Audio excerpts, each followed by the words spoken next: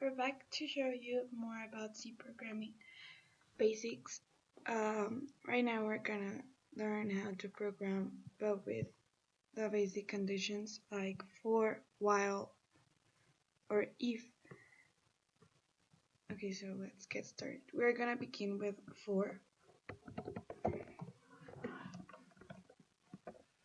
So remember that when you start programming in C, the first thing you need to do is to write include stdio.h to the library. After you've done this, you need to declare the int main.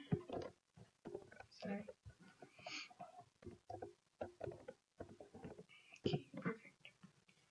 After we've done this, we need to declare the variables we're going to use. And in this case, we're going to use 2. So remember that in Java, whenever you declare something, you needed to write the type of variable you were going to use. And this time, we're going to use an integer. So we're going to write int. Our variable is going to be called I. The other variable is going to be called m. And the value that m will have will be 0. So we declare it like that, int m equals 0. Okay, so after we've done this and declared the variables, we're going to start for writing the sequence that we're going to use, because for equals sequence. So we have for. Remember, you have the I, that's our declared variable here. I equals 0. This is going to be the initial value of 0. Then we put that I is going to be less than 10.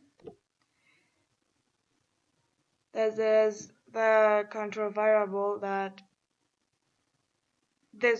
I0 will be the initial one, then will be I will be less than 10 for this to happen, and then I will be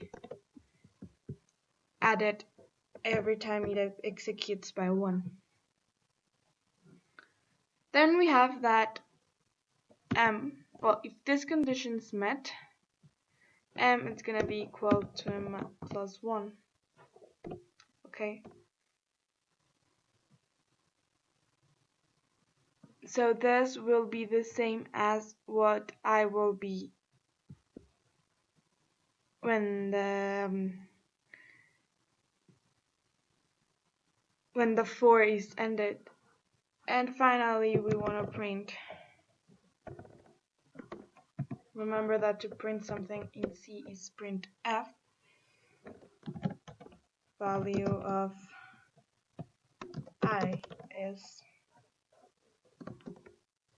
So remember that last time we learned that the percentage and a d define the space where the variable's value will be written. So yeah, here the d will be the value that will be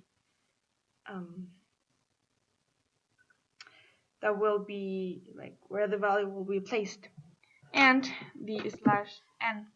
This means that whenever the condition finish and it prints the value, then it will start writing on the next line. If we do not put write this, then it won't happen, and it will keep writing in the same line. So then we have to put the return 0. So this is our for. Let's compile it. Okay.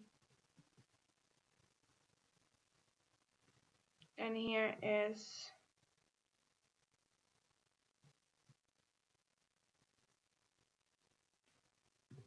sorry, we lack something.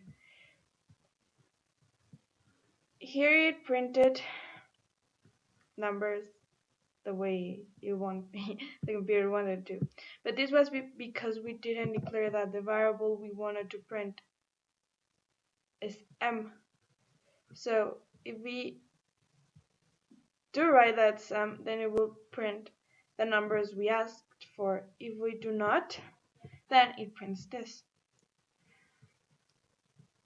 And later, if we do not write the /n, then this is how it will look. The program will look. It won't have established order. That's why we write the /n and the m, because the m defines the numbers that's in here. That I is I plus one plus plus, and m is the same value as I. So if we compile it and execute it, yeah, this is the correct way it should be. Okay, so this was it for the 4 sequence in C programming language.